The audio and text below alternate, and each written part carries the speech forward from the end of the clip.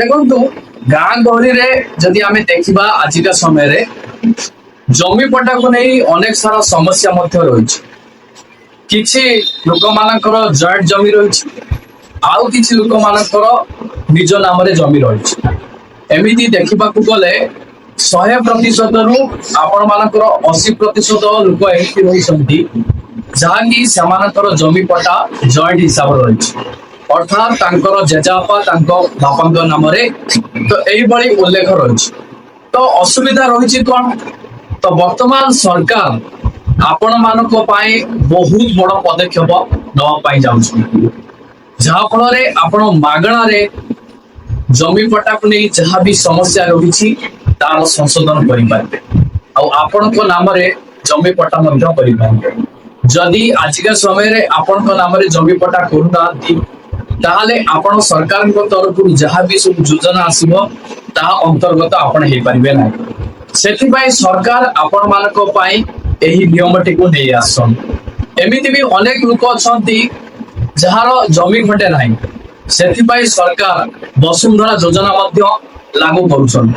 ପୂର୍ବରୁ ବସୁନ୍ଧରା ଯୋଜନା ଥିଲା, କିନ୍ତୁ ଏହି ଯୋଜନା ବର୍ତ୍ତମାନ ନୂତନ ସରକାରଙ୍କ ତରଫରୁ ଏକ ନୂତନ ପ୍ରକ୍ରିୟାରେ ଆରମ୍ଭ ହେବା ପାଇଁ ଯାଉଛି। ଏହାର ସମ୍ପୂର୍ଣ୍ଣ ତଥ୍ୟ ଏହି ଭିଡିଓ ମାଧ୍ୟମରେ ମୁଁ ଆପଣଙ୍କୁ ଜଣେଇବି। ତା ପୂର୍ବରୁ ଆପଣ ମାନଙ୍କୁ କହିବି, ଚ୍ୟାନେଲରେ ଯଦି ନୂଆ କରି ଆପଣ ଭିଡିଓଟି ଦେଖୁଥାନ୍ତି ଭିଡିଓକୁ ଲାଇକ୍ କରି ଚ୍ୟାନେଲକୁ ସବସ୍କ୍ରାଇବ କରି ପାଖରେ ଥିବା ବେଲ ଆଇକନକୁ କ୍ଲିକ୍ କରିଦିଅନ୍ତୁ। ଆଉ ଧାଇବାକୁ ପଡିବନି ତହସିଲ ଅଫିସ, ମାଗଣାରେ ହେବ ପଟ୍ଟା ପରିବର୍ତ୍ତନ। ଆପଣ ମାନେ ଜାଣିବେ ସରକାର ଜମି ଜମା ପ୍ରକ୍ରିୟାରେ ବଡ ସଂଶୋଧନ କରୁଛନ୍ତି। ଏଣିକି ପଟ୍ଟା ପରିବର୍ତ୍ତନ ପ୍ରକ୍ରିୟା ହେବ ସହଜ।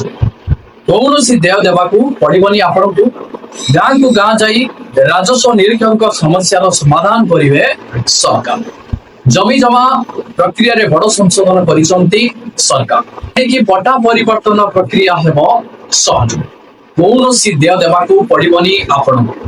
ଗାଁକୁ ଗାଁ ଯାଇ ରାଜସ୍ୱ ନିରୀକ୍ଷକଙ୍କ ସମସ୍ୟାର ସମାଧାନ କରିବେ।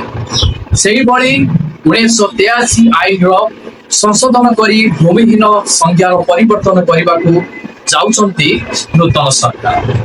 ଭୂ ସଂସ୍କାର ପ୍ରକ୍ରିୟାରେ ରାଜ୍ୟ ସରକାର ଆଣୁଛନ୍ତି ବଡ ପରିବର୍ତ୍ତନ। ଏଥିପାଇଁ ଲୋକଙ୍କୁ ସଚେତନ ବି କରୁଛନ୍ତି, ଯାହାକି ବର୍ତ୍ତମାନ ଗାଁ ଗହଳିରେ ମାଇକ୍ ଆନାଉନ୍ସମେଣ୍ଟ ଚାଲିଛି। ପୂର୍ବରୁ ପଟ୍ଟାଧାରୀଙ୍କ ମୃତ୍ୟୁ ପରେ ଉତ୍ତରାଧିକାରୀଙ୍କ ପାଇଁ ପଟ୍ଟା ପରିବର୍ତ୍ତନରେ ଅନେକ ସାରା ସମସ୍ୟା ହେଉଥିଲା। ଘର ଓ ଜମି ବାଡିର ପଟ୍ଟା କରିବାକୁ ସମସ୍ୟା ଭୋଗୁଥିଲେ ଗାଁ ଗହଳିର ଲୋକମାନେ। ଏବେ ଏଥିରେ ବଡ ପରିବର୍ତ୍ତନ ହୋଇଛି ନୂତନ ସରକାରଙ୍କ ତରଫରୁ। ଏଣିକି ଗାଁକୁ ଗାଁ ଯାଇ ଆର୍ଆଇ ମାନେ କ୍ୟାମ୍ପ କରି ଲୋକଙ୍କ ତଥ୍ୟ ସଂଗ୍ରହ କରିବେ। ପଟ୍ଟା ପରିବର୍ତ୍ତନର ପ୍ରକ୍ରିୟା ନିର୍ଦ୍ଧାରିତ ଫର୍ମରେ ପରିବାରର ଲୋକ ଓ ସାକ୍ଷୀ ଭାବରେ 2 ଜଣ ସାକ୍ଷୀ ରହିବେ। ଦେଖନ୍ତୁ, ସମ୍ପୃକ୍ତ ପରିବାରକୁ ତହସିଲ ଅଫିସରୁ 15 ଦିନ ଭିତରେ ଆପଣ ମାନଙ୍କର ନୋଟିସ ଆସିଯିବ। ସମ୍ପୃକ୍ତ ପରିବାରର ଆପତ୍ତି ଅଭିଯୋଗ କରିପାରିବେ। ଆପତ୍ତି ଥିଲେ ତହସିଲ ଅଫିସରେ ଆପୋଷ ବୁଝାମଣା ହେବ, ଏକଥା ବି ଆପଣ ମାନେ ଜାଣନ୍ତୁ। ପଟ୍ଟାରେ ନାଁ ପରିବର୍ତ୍ତନ କରିବେ ତହସିଲ ଅଫିସର। ଏଥିପାଇଁ କିଛି ଦେୟ ଦେବାକୁ ଆପଣଙ୍କୁ ପଡିବ ନାହିଁ। ଜମି ପଟ୍ଟା ପରିବର୍ତ୍ତନ ବେଳେ ଅନେକ ଲୋକଙ୍କ ପାଖରେ 4 ଡିସିମିଲରୁ କମ୍ ଜାଗା ଥିବା ଜଣାପଡିଛି, ଯାହା ସର୍ଭେ ପ୍ରକ୍ରିୟାରୁ ଜଣାପଡିଛି। ଅନେକ ଜମି ମୂଳ ହିତାଧିକାରୀଙ୍କ ନାମରେ ନାହିଁ। ତେଣୁ ମୁଖ୍ୟମନ୍ତ୍ରୀଙ୍କ ଅନୁମୋଦନ ପରେ ଓଡ଼ିଶା ସରକାର ଜମି ଜମା ଆଇନ 1983ରେ ସଂଶୋଧନ ଆଣିଛନ୍ତି। ଭୂମିହୀନ ସଂଜ୍ଞାରେ ପରିବର୍ତ୍ତନ ଆସିଛି। ଏଥି ଅନୁସାରେ 4 ଡିସିମିଲରୁ କମ୍ ଜମି ଥିଲେ ସେ ଭୂମିହୀନ ଭାବେ ଗଣା ହେବେ। ନିଜ ନିଜ ଜିଲ୍ଲାରେ 4 ଡିସିମିଲରୁ କମ୍ ଥିବା ଲୋକଙ୍କୁ ଚିହ୍ନଟ ପାଇଁ ନିର୍ଦ୍ଦେଶ ଦିଆଯାଇଛି। ତ ଆପଣ ମାନେ ଜାଣି ରଖନ୍ତୁ, ସର୍ଭେ ପ୍ରକ୍ରିୟା ହବ। ତ ଯୋଉମାନଙ୍କର 4 ଡିସିମିଲରୁ କମ୍ ଜମି ରହିଛି ସେମାନଙ୍କୁ ବର୍ତ୍ତମାନ ସରକାରଙ୍କ ତରଫରୁ ଚିହ୍ନଟ କରାଯିବ। ଘରକୁ ଘର ସର୍ଭେ କରିବେ ରାଜସ୍ୱ ବିଭାଗ। ଘର ପଟ୍ଟା ନଥିବା ଲୋକଙ୍କୁ ବସୁନ୍ଧରା ଯୋଜନାରେ ସରକାର ଜମି ପଟ୍ଟା ଯୋଗାଇ ଦିଆଯିବ। ଦେଖନ୍ତୁ, ଯଦି ଆପଣଙ୍କ ପାଖରେ 4 ଡିସିମିଲରୁ କମ୍ ଜମି ରହିଛି ତାହେଲେ ଆପଣ ମାନେ ସରକାରଙ୍କୁ ସୂଚନା ଦିଅନ୍ତୁ, ଯାହା ଫଳରେ ସରକାର ଆପଣ ମାନଙ୍କୁ ପାଖାପାଖି ଅଞ୍ଚଳରେ 4 ଡିସିମିଲ ଜମି ଆପଣଙ୍କୁ ଦେବେ, ତା ସହିତ ଘର ମଧ୍ୟ ଦେବେ। ପୂର୍ବରୁ ସାରା ରାଜ୍ୟରେ ଜମି ପଟ୍ଟାକୁ ନେଇ घरे घरे अनेक द्वंद्व लगी रहा आपण मैंने भी जानी जमी पटा को नहीं मारपिट गाँ गहली भाई भाई भितर पिटापिटी यही समस्या चली तो जहाँ फल कौन होता ना परिवार अशांति सृष्टि होता एवं जमी पटा परिवर्तन और भूमिहीन संज्ञा बदली पर साधारण लोक को आश्वस्ति मिलवा आशा कर आपण माने जानतु आजिका समय तो आपण मानक पई यह गोटे खुशी खबर रही तो बहुत बड़ा अपडेट आपण मानक पई सरकार आनी खूब शीघ्र राज्य में पटा करेक्शन कार्यक्रम आरंभ होबाकु जाउछि राजस्व मंत्री सुरेश पुजारी जणाइछन्ति जे 4 डिसमिल रु कम जमी थिबा व्यक्ति को भूमिहीन भाव में गणना करा राजस्व विभाग घरे घरे जाई तथ्य संग्रह करेंगे अजा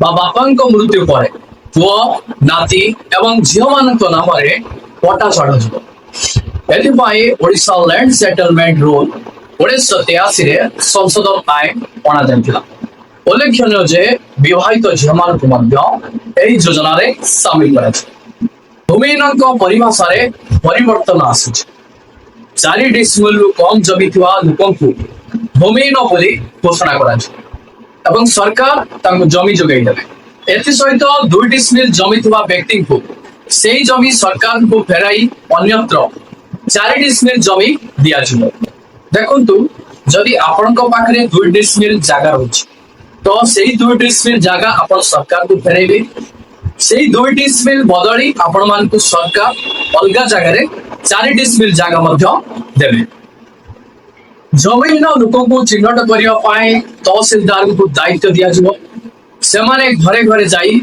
तथ्य जांच करेंगे एवं योग्य को सुविधा प्रदान करेंगे यही पदक्षेप द्वारा राजस्व जमी संबंधी विवाद ह्रास पाइब सरकार आशा कर तो आजिका डेट रे जो मानक पाखरे जमी नाही तो से 4 डिसमिल वसुंधरा योजना माध्यम मिलवा जाउची आ जो मानक पाखरे 4 डिसमिल कम जगह रही आपण से जगह सरकार को दे अन्यत्र 4 डिसमिल जगह सरकार को पाखु दे पाइबे यह आपण मानक पाई बहुत बड़ अपडेट रही यह सहित आपण मानकर जमी को नहीं जो समस्या रही कि जॉइंट पट्टा को नहीं आपण मानक पाखरे जो समस्या देखा जाउला से जॉइंट समस्या आउ रहिबनी आपण को नाम रे खूब शीघ्र जमी पट्टा गुड़िक रहिबो जहां सरकार को तरफ आपण मानक पाई सूचना रही राजस्व मंत्री सुरेश पुजारी सबु हिताधिकारी को जणाई